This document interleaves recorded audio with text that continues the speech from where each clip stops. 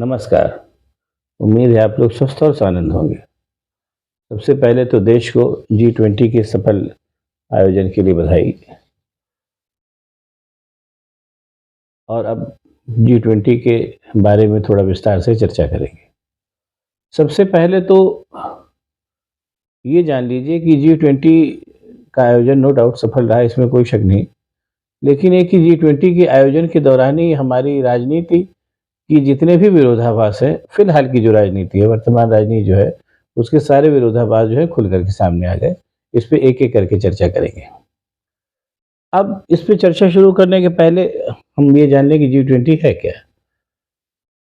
दुनिया में तमाम देश हैं, कई सौ देश हैं, उनमें से 20 देशों का एक ही समूह है, जो मिल कर के अपनी आर्थिक और सामाजिक और राजनीतिक समृद्धि सुनिश्चित करने के लिए प्रयासरत है। इसका इसका सिस्टम ये है कि इसके हर साल इसमें से एक देश जो है स्वयं स्वयं इस पूरे मतलब जो आयोजन है इसका अध्यक्ष हो जाता है। मतलब ये जो संगठन है अपने आप ही जो है इसके मतलब 1 बाय 1 इसका एक-एक सदस्य इसका अध्यक्ष बनता है।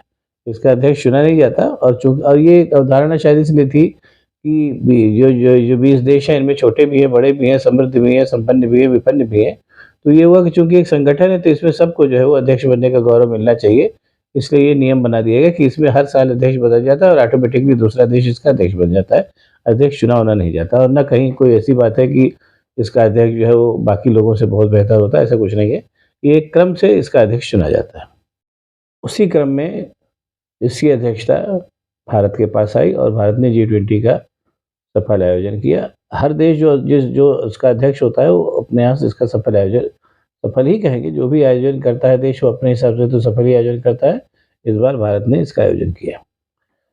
ये कोई ऐसी अनोखी क्या नाम है आयोजन नहीं था जो इसके पहले कभी ना हुआ या आगे कभी नहीं होगा।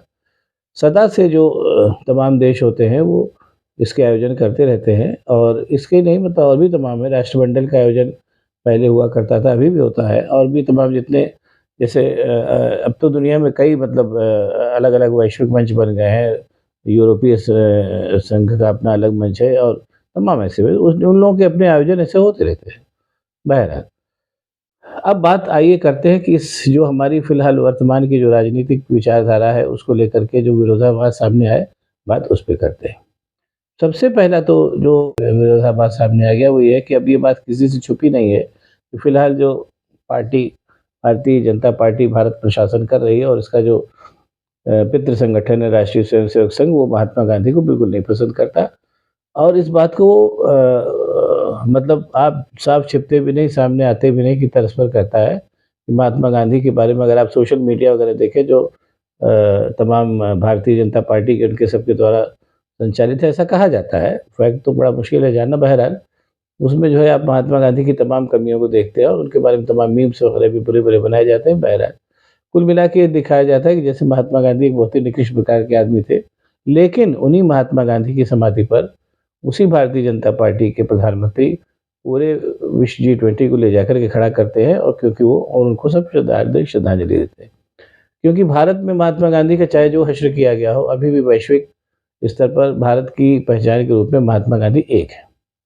और दूसरी चीज़ एक ये सामने आती है कि जिन परिस्थितियों में महात्मा गांधी ने भारत का नेतृत्व किया और भारत को स्वतंत्रता दिलाई, वो जो एक जो सिनेरियो था, वो जो पूरा एक मतलब वो था जो उस समय की जो महत्वपूर्ण घड़ी थी जिसमें महात्मा गांधी ने अपना काम किया, वैसी घड़ियाँ बार-बार नहीं आती और वो ऐसे क्षण बहुत कम आते हैं। उन क्षणों में जो नेतृत्व कर लेता है वो अमर हो जाता है। महात्मा गांधी इत्तेफाक से उस क्षण में पैदा हुए और अपनी योग्यता से उन्होंने नेतृत्व किया और वैश्विक मंच पर छा गए। 20वीं शताब्दी में कुल 3 ही लोगों को वैश्विक नेता का खिताब दिया जाता है। एक महात्मा गांधी, एक माओ तसे-तुंग और दूसरे रूस के जो लेनिन साहब। 3 को वैश्विक नेता माना जाता है जिन्होंने पूरी दुनिया के भाग्य पर असर डाला। कि सवाल ये पैदा हो रहा है कि ऐसा क्यों है? अब यहीं पर एक बात और भी अगर बात सोचिए तो समझ में आती है कि जैसा कहा जाता है कि राष्ट्रीय स्वयंसेवक संघ की एक बड़ी विचारधारा है, बड़ी पुष्ट विचारधारा है, पूरी दुनिया में उसके मानने वाले हैं और वो भारत के कल्याण के लिए सतत प्रयत्नशील है। ठीक है, होगी, हम उससे इनकार नहीं करते, होगी तभी तो इतने लोग उसके मानने वाले हैं। लेकिन और वो विचारधारा भी मोटे तौर पर करीब 100 साल पूरी हो चुकी है। तो ज़ाहिर-सी बात है कि उस पूरी विचारधारा को प्रचारित-प्रसारित करने वाले और इस टाइप के लोग जो होंगे उनमें से 2-3 तो ऐसे होंगे जिनको महात्मा गांधी जैसी वैश्विक मान्यता होगी, ऐसा मानना चाहिए। जैसे अटल बिहारी वाजपेयी हैं या आपके क्या नाम है, ये दीनदयाल उपाध्याय थे जिनका नाम भारतीय जनता पार्टी वाले बहुत लेते हैं, या फॉर दैट मैटर हेडगेवार जो जिन्होंने राष्ट्रीय स्वयंसेवक संघ की स्थापना की, इनको वैश्विक नेता माना जा सकता है और भारतीय जनता पार्टी को मानना भी चाहिए और इसका प्रचार प्रसार भी करना चाहिए। लेकिन नहीं, अगर साथ ही अच्छा होता कि महात्मा गांधी की समाधि पर इतने लोगों को ले जाने के साथ ही साथ अटल बिहारी की समाधि पर भी ले जाते। मुझे मालूम नहीं दीनदयाल उपाध्याय जी की समाधि है या नहीं है, हेडगेवार की समाधि है या नहीं, मुझे मालूम नहीं। लेकिन अगर है तो वहाँ जाना चाहिए, ताकि आके अगर आपको अपने में इतना कॉन्फिडेंस है कि ये विचारधारा विश्व के कल्याण के लिए बनी है, तो उसका उसको उसको साबित करने में, उसको शो करने में क्या हर्ज है। बहरहाल ऐसा नहीं हुआ। अब इसके पीछे जो भी सोच मुझे नहीं मालूम, लेकिन ऐसा होना चाहिए। और अगर ऐसा नहीं हो रहा है तो ये कहीं न कहीं ये ऐसी बात जताती है कि आप अपनी विचारधारा को लेकर के या तो कॉन्फिडेंट नहीं हैं या फिर आप कुछ छुपाना चाहते हैं। बहरहाल जो भी फैक्ट हो, हम तो छोटे दिमाग के आदमी इससे ज़्यादा नहीं सोच सकते। दूसरी बात, इतने बड़े जब एक बड़ी, वैसे भी एक बड़ी पुरानी कहावत है कि जब पेड़ फल से लद जाता है तो वो झुक जाता है, यानी विनम्र हो जाता है।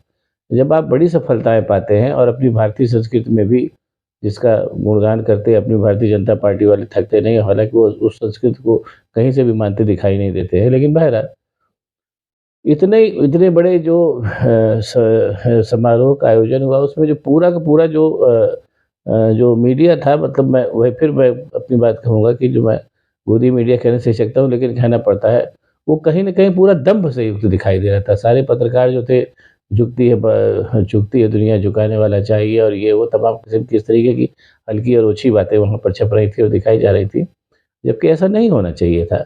इतने बड़े-बड़े आयोजन मैं पहले भी, कल भी बता चुका हूँ कि इतने बड़े-बड़े आयोजन पहले भी हुए थे और आगे आगे भी होंगे, ऐसा नहीं है, और भी बहुत पहले हो चुके थे। लेकिन उसमें ये, मैं तो वही, जैसे मैंने कहा कि अब थोड़ा उम्रदराज हो गया हूँ, मैंने कभी भी ऐसी दंभयुक्त भाषा के साथ-साथ इतने मतलब आयोजनों की का प्रसारण नहीं देखा। बहरहाल जो है सो है ही है, क्या किया जाए। और तीसरी बात है कि कहा गया कि अब भारत सचमुच सही मायनों में विश्व गुरु बन चुका है। तो जो कहा गया कि भारत सही मायने में विश्व गुरु बन चुका है, तो उसकी भी असलियत सामने आ गई। मेहमान नवाज़ी का ख़्याल करके अपने जो बाइडेन साहब चुप रहे, यहाँ कुछ नहीं बोले, लेकिन बाद में जाकर के उन्होंने वियतनाम में सारा का सारा जो था धो डाला। वियतनाम में जाके उन्होंने प्रेस कॉन्फ्रेंस की, यहाँ से भारत के बाद वो वियतनाम गए और प्रेस कॉन्फ्रेंस में उन्होंने कह दिया कि भई ऐसा है कि 3 चीज़ें मैंने मोदी से बात की है। पहली चीज़ तो ये कि मानवाधिकारों की आप सुरक्षा करें, स्वतंत्र मीडिया को देखें और जो सिविल सोसाइटी है उसको भी पूरी तरीके से काम करने का मौका दें, तभी सही मायनों में लोकतंत्र जो है वो आपके यहाँ काम करेगा। और उन्होंने इस बात को कहा कि, और उसपे पीछे और भी बातें सामने आई कि बाइडेन साहब अपने साथ अपने यहाँ के पत्रकारों को लेकर के आए थे और पूरी तरीके से ये कहा गया कि भई मोदी और बाइडेन एक साझा प्रेस कॉन्फ्रेंस को संबोधित करें, तो कहा गया कि ये कोई 2 देशों की बायलैटरल मीटिंग तो है नहीं, ये तो एक आयोजन है, इसे ऐसे ज़रूरी नहीं है।